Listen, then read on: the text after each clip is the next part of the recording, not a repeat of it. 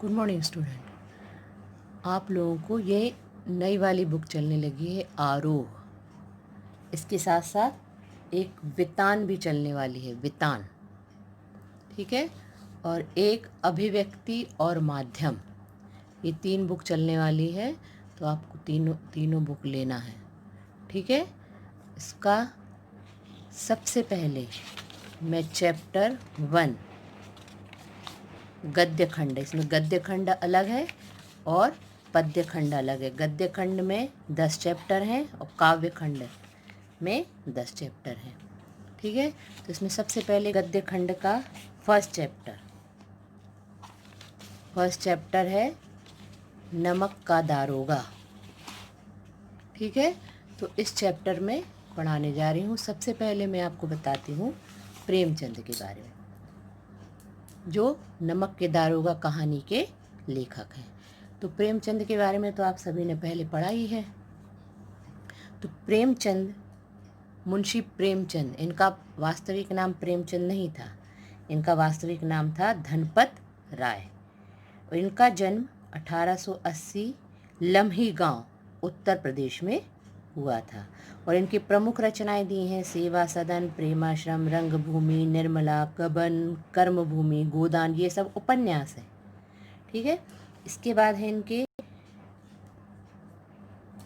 कहानी संग्रह संग्राम, प्रेम की देवी, और इसके अलावा भी बहुत से कहानी संग्रह हैं, जैसे पंच परमेश्वर, ईदगाह, और बड़े घर की बहू, और मंत्र, पूस की रात, ठीक है। उसी प्रकार नमक का दारोगा, यह इनकी कहानी है।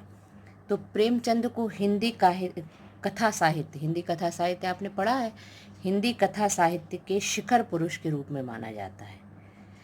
शिखर पुरुष मतलब ऊंचे पुरुष। यदि मुंशी प्रेमचंद नहीं होते तो हिंदी कथा साहित्य का अर्थ और कुछ होता। कथा साहित्य के इस शिखर पुरुष का बचपन अभावों में बीता। इनका बचपन बहुत अभाव में थे। स्कूली शिक्षा पूरी करने के बाद पारिवारिक समस्याओं के कारण इनने बीए तक पढ़ाई की। उसके बाद उनको इंग्लिश में एमए करना चाहते थे, लेकिन जीवन यापन के लिए, मतलब घर की समस्या बहुत ज़्यादा होने के कारण जीवन यापन के लिए उन्हें नौकरी करनी पड़ी। सरकारी नौकरी मिली, लेकिन महात्मा गांधी के साथ असहयोग आंदोलन में सक्रिय होने के कारण उन्हें त्यागपत्र देना पड़ा।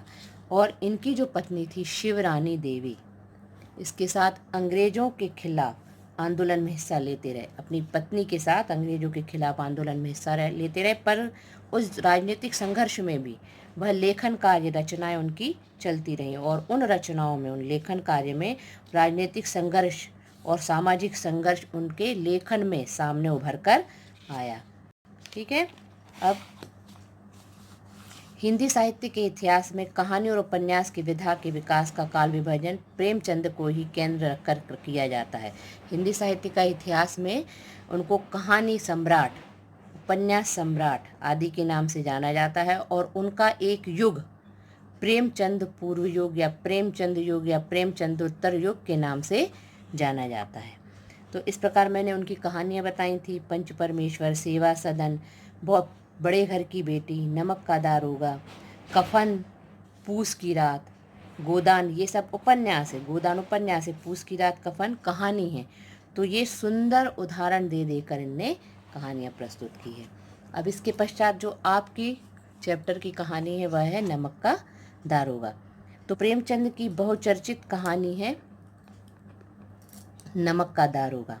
तो नमक के दारोगा में 2 पात्र मुख्य हैं, एक है पंडित आलोपीदीन और दूसरा है मुंशी बंशीधर। इसमें धन के ऊपर धर्म की जीत, यह कहानी का सारांश है कि धन के ऊपर धर्म की जीत की कहानी है। मतलब अधर्म के ऊपर धर्म की जीत। धन और धर्म को क्रमशः सद्वृत्ति और असद्वृत्ति, बुराई, अच्छाई, असत्य और सत्य इत्यादि के रूप में इनमें जो पंडित आलोपीदीन और मुंशी बंशीधर नामक 2 पात्रों के ऊपर ही यह कहानी हुई है। और लास्ट में इस कहानी में सत्य की ही जीत होती है, यह बताया गया है। तो स्टार्ट करते हैं नमक का दारोगा। नमक का दारोगा, जब नमक का एक नया विभाग बना, नमक का एक नया कार्यालय बना, तो वहाँ पर चोरी छिपे का व्यापार होता था, भ्रष्टाचार बहुत ज़्यादा था, घूसखोरी बहुत ज़्यादा थी। तो वहाँ पर जब नमक का विभाग बनाया गया तो वहाँ पर दारोगा के लिए एक पद निकाला गया था कि दारोगा पद के लिए यहाँ तक कि दारोगा पद के लिए, क्योंकि वहाँ पर उस विभाग में बहुत भ्रष्टाचार चल रहा था, तो लोग सोचते थे यहाँ ऊपरी कमाई तो बहुत ज़्यादा है। तो लोगों ने, अच्छे अच्छे लोग, मतलब वकील लोग थे या अच्छे पद पे भी जो थे, उनकी इच्छा थी कि यह मैं जैसे पटवारी का पद यह छोड़ छाड़ कर मैं नमक विभाग में दारोगा के पद पर रहूं। तो इस क्षेत्र के लिए सबसे पहले सब लोग ललायत होने लगे। तो मुंशी बंशीधर जो थे वह उनके पास, उनका घर स्थिति अच्छी नहीं थी, उनका घर जीवन यापन अच्छे से नहीं चल रहा था। उनकी बेटियां भी थी, घर में पिताजी थे, माँ बूढ़ी थी। तो इन सब की इच्छा थी कि मुंशी बंशीधर ने यह पद ले लिया जाए। तो मुंशी बंशीधर के पिताजी जो थे वह थोड़े लालची थे। वह कहने लगे कि तुम बेटा, जब वो सर्विस ढूंढने निकल रहे थे तो उनसे कह रहे थे कि तुम बेटा यह सर्विस करो, इसमें क्योंकि यदि मासिक वेतन जो मिलता है तो तुम्हें ऐसी सर्विस करना चाहिए जिससे ऊपरी इनकम हो। ऊपरी इनकम ने कहा, जो मासिक वेतन है, यानी महीने का जो वेतन मिलता है वह तो पूर्णमासी के चांद की तरह होता है कि एक दिन तो दिखाई देता है, फिर धीरे धीरे वह घटते घटते, जिस प्रकार पूर्णमासी का चांद लुप्त हो जाता है, उसी प्रकार यह भी जो मासिक वेतन है वह समाप्त हो जाता है। तो तुम ऊपरी आय जब तुम्हें मिलती है, तो ऊपरी आय यदि मिलेगी तो वो बहता हुआ स्रोत होता है, जिससे सदैव प्यास बुझती रहती है। उन्होंने कहा कि जो ऊपरी आय होती है इससे बरकत होती है और हमारा पैसा जुड़ता है। तो जब मुंशी बंशीधर यह देखने यहाँ पर इस विभाग में गए, तो मुंशी बंशीधर की धर्मनिष्ठता, कर्तव्यपरायणता, ऐसा कुछ देख के उनको वहाँ पर रख लिया गया। बहुत दिन तक 6-7 महीने उन्होंने काम किया। वहाँ के लोग उनसे बहुत प्रसन्न हुए कि वह बहुत कर्तव्यनिष्ठ थे, धर्मपरायण थे, सत्य के मार्ग पर चलने वाले थे। तो उन्होंने बहुत प्रसन्न हुए। एक दिन की बात है, जाड़े के दिन थे। जाड़े के दिन में मुंशी बंशीधर अपने, जहाँ पर उनको एक वो दिया गया था रहने के लिए, दारोगा मतलब होता है चौकीदार, मतलब रक्षा करने वाला। तो रात को वो वहाँ पर सो रहे थे। जाड़े के दिन थे, मतलब ठंड के दिन थे, रात में सो रहे थे। और भी लोग, बहुत से लोग थे, तो वह सब दारू वारू पी के, ऑफिसर लोग भी थे, सब दारू पी के सो रहे थे। तो जब 12 बजे के बाद उनको वहाँ, जहाँ उनका रहवास था, वहाँ से यमुना नदी का पुल पास में था, तो उनको रात में गाड़ियों की बहुत आवाज़ आई, रात को 12 बजे। तो वह उठ के बाहर आके देखते हैं कि पुल पर बहुत सी गाड़ियाँ जा रही हैं। तो उनने वहाँ से आवाज़ लगाई कि किसकी गाड़ी है, तो किसी ने आवाज़ नहीं दी। तो वह वहाँ पर गए तो उन्हें देखा बहुत 10-15 गाड़ियाँ थी। उन्हें देखा कि क्या है इसमें, तो उन्हें हाथ लगा के ऐसा देखा, तो उनको उसमें नमक दिखे। तो उन्होंने कहा कि ये कहाँ ले जा रहे हो। तो उन्होंने कहा ये किसकी गाड़ियाँ हैं। तो उन्होंने कहा ये पंडित अलोपीदीन की गाड़ियाँ हैं। तो कहने लगे कि ये क्यों लेके जा रहे हो। तो कहने लगे नहीं, पंडित अलोपीदीन आप पहचानते नहीं हो। पंडित अलोपीदीन वह इस गांव के महान मतलब संपन्न व्यक्ति हैं और लोग उनके ऋण से दबे हुए हैं। तो वहाँ उस गांव के लोग सब उनके ऋण के बोझ से दबे हुए थे और उनकी बहुत पैठ थी पंडित अलोपीदीन की। तो उन लोगों ने कहा कि पंडित अलोपीदीन की गाड़ी आप पहचानते नहीं हो। तो उन्होंने कहा कि कोई भी हो, पंडित अलोपीदीन हो या कोई भी हो, मुझे तो यहाँ रक्षा करने के लिए रखा है, तो मैं रक्षा करूँगा, मैं जाने नहीं दूँगा। तो उन्होंने कहा आप अपने पंडित अलोपीदीन को बुलाइए। तो जैसे ही पंडित अलोपीदीन को उनके जो गाड़ी वाले थे उनने बुलवाया, तो पंडित अलोपीदीन तो सोच रहे थे कि मैं तो इसको, क्योंकि वो पैसे के बल पे सब काम करवा लेते थे, तो उन्होंने कहा मैं पैसा दूंगा तो मेरा सब काम हो जाएगा। तो उनने पैसा देना चाहा। तो जैसे ही आए उनने कहा कि मैं आपको 10,000 रुपये दे रहा हूँ।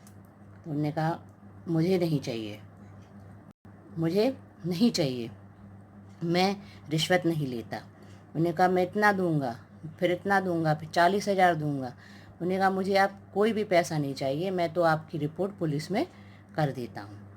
तो उनकी रिपोर्ट पुलिस में हो जाती है। वो बहुत हाथ जोड़ते हैं कि नहीं, मुझे ऐसा नहीं करो, मैं पूरे शहर में मेरी बदनामी हो जाएगी, मेरा नाम खराब हो जाएगा। वो नहीं मानते क्योंकि ये सत्यवादी रहते हैं बंशीधर। उन्हें पुलिस में दे दिया जाता है, फिर वह गिरफ्तार कर लिए जाते हैं। जब उनको अदालत में पेश करते हैं तो वहाँ पर भी पुलिस वाले, जज, वकील और चपरासी वहाँ के सब इनके रण से दबे हुए रहते। पंडित अलोपीदीन जैसे ही हल्ला होता है कि पंडित अलोपीदीन को गिरफ्तार कर लिया गया है, तो गांव के लोग भी, शहर के लोग भी वो हो जाते हैं और सोचते हैं कि अरे पंडित अलोपीदीन को, क्योंकि इतने बड़े आदमी को गिरफ्तार कर लिया गया है। फिर वहाँ पर जैसे ही अदालत में पेश किया जाता है तो जज लोग सब इन्हीं के तरफी से न्याय, बंशीधर सबको समझ में आता है कि इनके तरफी से ही न्याय होगा। बंशीधर को भी कोई सज़ा नहीं मिलती। बंशीधर से ये कहा जाता है कि अब आप ऐसा मत करिए। और क्योंकि जज रहते हैं, जो वकील रहते हैं, सब इनकी तरफी से न्याय देते हैं और पंडित अलोपीदीन को छोड़ दिया जाता है। पंडित अलोपीदीन घर आ जाते हैं। 8-10 दिन बाद जो बंशीधर रहते हैं उनको वहाँ से, उस डिपार्टमेंट से, मतलब दारोगा के पद से उनको निकाल दिया जाता है। अब घर आते हैं वो, तो उनके पिताजी बहुत बड़बड़ाते हैं कि तुम्हें ऐसा करना नहीं चाहिए थे, वह इतना बड़ा आदमी है पंडित अलोपीदीन, तुम्हें ऐसा, बहुत बड़बड़ाते हैं। उनकी माँ सोचती है मेरा बेटा सर्विस करने लगा तो मैं तीर्थ यात्रा को जाऊंगी, वो भी बहुत गुस्सा होती है। और उसके अलावा उनकी जो पत्नी रहती वह भी मुँह फुला के बैठ जाती है कि अब सर्विस छूट गई, अब क्या करोगे। ऐसे वो होते होते 8-10 दिन हो जाते हैं। 8-10 दिन होने के बाद एक दिन उनके पिताजी, पंडित मुंशी बंशीधर के पिताजी बाहर बैठे रहते हैं। उतने में एक रथ आता है, तो वह देखते कौन आया, उसमें पंडित अलोपीदीन आए रहते हैं। तो जैसे ही वो आते हैं तो जो बंशीधर के पिताजी रहते हैं, मुंशी जी, वो उठ के खड़े होते हैं उनके स्वागत के लिए। कहते अरे आप आए, बहुत, मेरा घर तो पवित्र हो गया। और फिर उसके बाद वो अपने बेटे के बारे में बताते रहते हैं कि मेरा बेटा ने तो ऐसा किया, ऐसा करना नहीं चाहिए था बंशीधर को, आप इतने बड़े आदमी हैं। बहुत अपने लड़के को बुरा भला कहते हैं। तो पंडित अलोपीदीन जो रहते हैं वह कहते नहीं, आपका बेटा तो सत्य के मार्ग पर चलने वाला धर्मनिष्ठ व्यक्ति है, आप उसके बारे में ऐसा मत कहिए। फिर उतने में बंशीधर बाहर आते हैं, तो बंशीधर से कहते हैं कि तुम उन्हें उनसे कहते, उसको, बंशीधर को गले लगा लेते। तो बंशीधर सोचते हैं कि यह मुझे कुछ और कहने के लिए आए हैं। तो बंशीधर उनसे बोलते हैं कि बात करते हैं उनसे। तो बंशीधर से वो कहते हैं कि मैं तुमसे एक बात करने आया हूँ, वह बात भूल जाओ जो मैंने उस समय मेरे साथ हुई थी, वह बात तुम भूल जाओ। और मैं तुम्हें एक पत्र देता हूँ, स्टाम्प पत्र, उस पत्र पे तुम उसके साइन कर दो। तो वह सोचते हैं कि ये मुझे फंसाने के लिए आए हैं, पर वह कहते कि नहीं, मैं तुम्हारी कर्तव्यनिष्ठता, सत्यपरायणता, इसके आगे झुक गया हूँ। तुम्हारा काम देखकर मैं इसके आगे झुक गया हूँ और मैं अपनी पूरी, उनके पास बहुत संपत्ति रहती, मैं अपनी पूरी संपत्ति का मालिक तुम्हें बना रहा हूँ। 6,000 रुपये साल के दूंगा, खाना पीना गाड़ी सब कुछ तुम्हें रहेगी। तो पंडित बंशीधर सोचते हैं कि यह मुझे बनाने के लिए आए हैं, पर वह कहते कि नहीं, मैं तुम्हारे लिए वास्तव में करने के लिए आया, तुम इस पर साइन बस कर दो। तो बंशीधर की आंखें डबडबा जाती हैं और वह उस पर अपने पंडित अलोपीदीन के जो कागज़ लेके आते हैं, स्टाम्प पेपर लेके आते हैं, उस पर साइन कर देते हैं। मैनेजर के कागज़ के हस्ताक्षर कर दिए जाते हैं और अलोपीदीन प्रफुल्लित होकर उनको अपने गले लगा लेते हैं। इस प्रकार इस कहानी में सत्य की जीत होती है, क्योंकि पंडित अलोपीदीन जान जाते हैं कि जो बंशीधर है वह सत्य, धर्म के निष्ठ पर, धर्मनिष्ठता पर और कर्तव्य निष्ठता पर कार्य करने वाला है और वह मेरा कार्य अच्छे से संभाल लेगा। तो इस प्रकार यह कहानी असत्य पर सत्य की जीत की कहानी है, अधर्म पर धर्म की जीत की कहानी है। तो इस प्रकार यह कहानी आपको समझ में आ गई होगी। अब अगले वीडियो में मैं आपको इसके क्वेश्चन आंसर दूंगी, पर इसके पहले आपको ये प्रेमचंद का